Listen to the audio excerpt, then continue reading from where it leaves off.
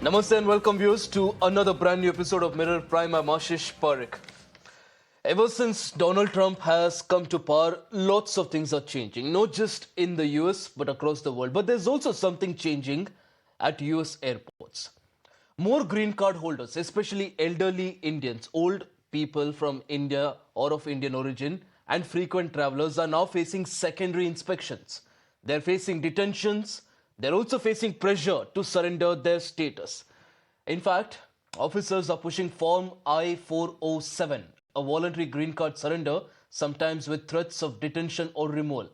Legally, green card holders can be questioned after they spend 180 days abroad and over 365 days without a re-entry permit. Of course, a permit can also be considered an abandonment. The fact that if someone doesn't come back to the country after 365 days, it can be assumed that that person has abandoned their green card. But now, even activists and some travelers are under scrutiny. Vice President J.D. Vance's warning is very clear. Green card holders have no indefinite right to stay. They can be deported at any time. The message is unsettling. Is the US now shifting from lawful permanent residency to conditional residency when it comes to green cards?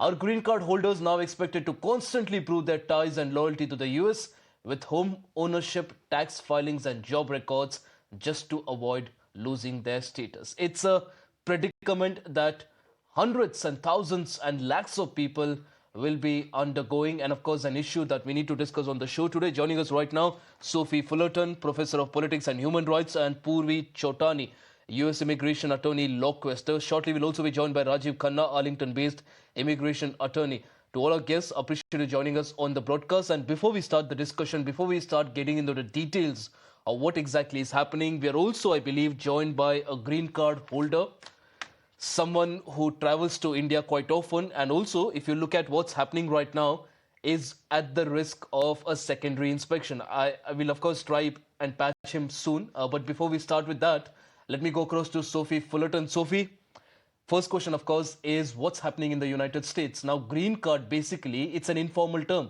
The legal term is lawful residency. It's basically lawful permanent residency. So essentially, with the decision that the US government is taking now, you're undoing the entire decision. You're undoing the entire reason for having a green card. I say is going on is something called shock and awe. What the administration is trying to do is really shock and confuse people. And the idea with this is really to deter future people from entering within the United States. If we see what the administration has pledged to its base since the beginning of his presidency and before this, they were really focused on immigration and pushing out anybody they believed would go against their quote unquote America First policy. So even though the administration argues right now that they're only trying to go towards illegal immigrants or criminals, those the worst of the worst, what we are seeing as well is they're moving towards trying to remove anybody that has any type of legal status that's not seen as purely an American national. As I'll reiterate once more, this is part of a broader idea of shock and awe, where the idea is to really deter future people from entering into the US that they deem as not wanting to be in the US. But Sophie, the bigger question here is what exactly is a purely American national? Is it a white person? Is it a black person? How do you know if it's a purely American person? If a person has a green card, if a person has citizenship, how exactly can someone come out and say that that person is not American? That's a bigger question that we need to ask today. And before I go across to our other guest, Purvi Chotani, I believe the caller joins us back. He's a green card holder. And viewers, the reason why we're talking about this issue is because there are a lot of people, especially elderly people, who have green cards, US green cards, but they come back to India for multiple reasons, be it personal reasons, be it financial reasons, or it could also be because a lot of people try to escape the harsh winter in the US and they come back to India. Now, the problem is when these people go back to the United States, in what's happening right now is that these people are subjected to secondary inspection. They're yet again questioned as to what exactly they were doing, and then some of them are also being forced to surrender their green card. I believe the person with the green card is joining us right now. Yes, mister, go ahead. Yeah, hello. We can hear you. Go ahead. Question? Yeah, okay. Yeah, I am a green card holder, and I do, I stay in the U.S., I live in India as well, and there's a lot of back and forth that goes on. They have this rule for green card holders that you cannot be out of the country for more than a year. Out of the country for more than a year, you have deemed to have sort of given up a green card.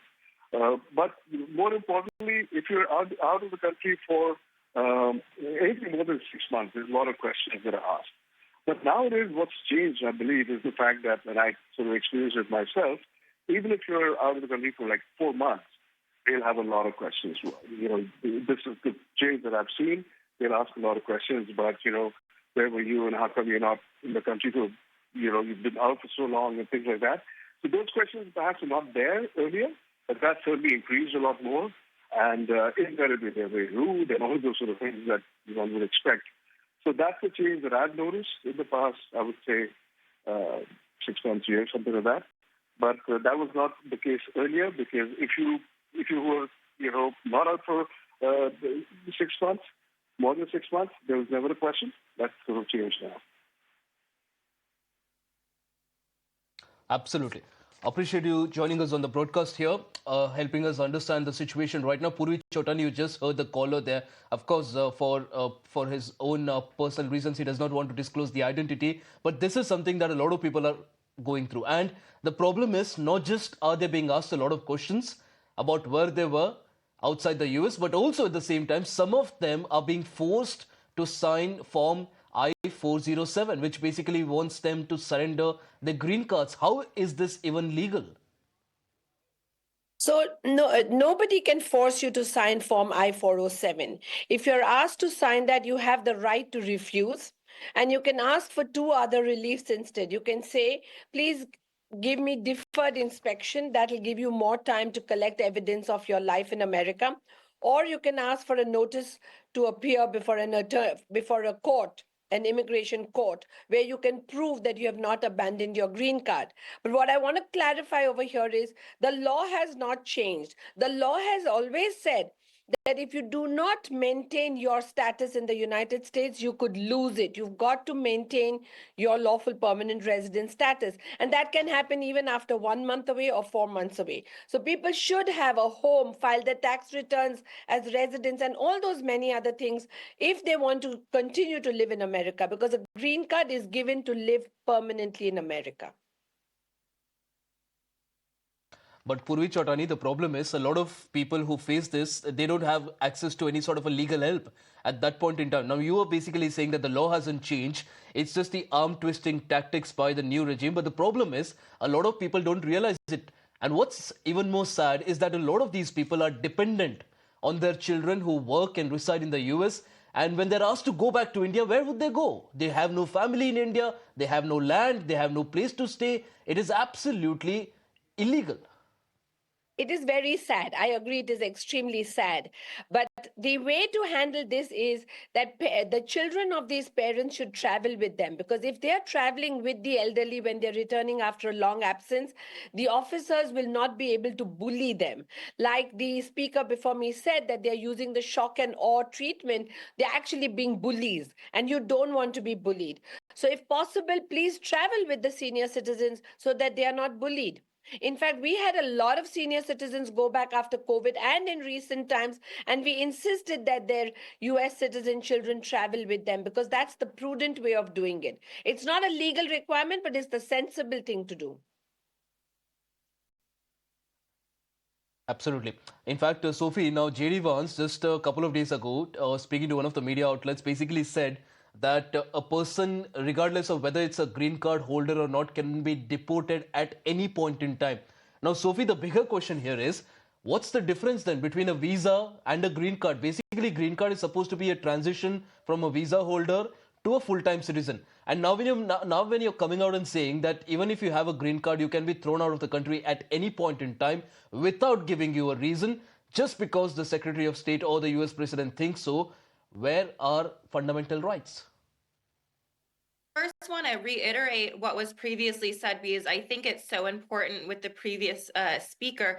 Don't give your rights away willingly. As was just stated, the laws have not changed in this sense. And as I keep reiterating with this idea of shock and awe, it's meant to confuse people. It's meant to scare people in the sense that either they want to self-deport themselves or not try to visit the US in general. But as the laws have not changed, it's of utmost importance that you do not give rights willingly away to an administration that's trying to bully, as the other said, people away from entering into the country legally. In response to your other Right. question, what we're seeing is that it doesn't matter what legal basis you have in the US. We're talking about an administration that was even trying to remove birthright citizenship to those that were born to immigrants of different countries, but they had been born within the US. So what we're seeing is, I would argue, even a constitutional crisis in the sense that the Trump administration is going to continue to try to push their way when it comes to these immigration policies, even when it's defying the court. So if I can give an example quickly, yesterday or the day before, a court said that what the Trump administration was doing in response to some of these immigration policies in relation to Venezuelan immigrants was unconstitutional, and it couldn't happen. But what the Trump administration decided to do is defy that court order and continue within this deportation process. So as we see this confusion and chaos continue to happen, it's of utmost importance that everybody stays calm, collective, and know your rights and continue to move in a legally binding way within the US. Absolutely. Purvi Chotani, at the end of the day, what sort of a message is this sending out to people who are legally immigrating to the US? Because these are people who stick to the law. These are people who take the legal route, wait for their green cards, and then wait for the citizenship. And now you're basically telling them that regardless of how many rules you've followed for so many years, if we think you don't belong to this country, you'll be thrown out. Is this legally viable? Does the American Constitution support this? Constitution allows for due process of law. So if they want to deport you, they've got to go through the due process And of what's law. that due process, Purvi? Unless you have triggered certain deportation or inadmissibility grounds yourself. They have to go through court procedures to deport you. But you must understand that this fear is even more widespread than you have identified. There are people in America who are naturalized citizens. That means they held a green card for 5 years and then they applied for citizenship and got it. Even they are worried. I know of people who've been there for 25 years, been citizens for more than 10 years, and they're traveling around the country wherever they go with the passport, a copy of the passport, and their naturalization certificate in their wallet. Because if they are ever stopped on the street, which is what ICE officers are doing now, they have immediate proof to show that they are citizens. So the fear is not only amongst visa holders and green card holders, it is even beyond that. It is alarming.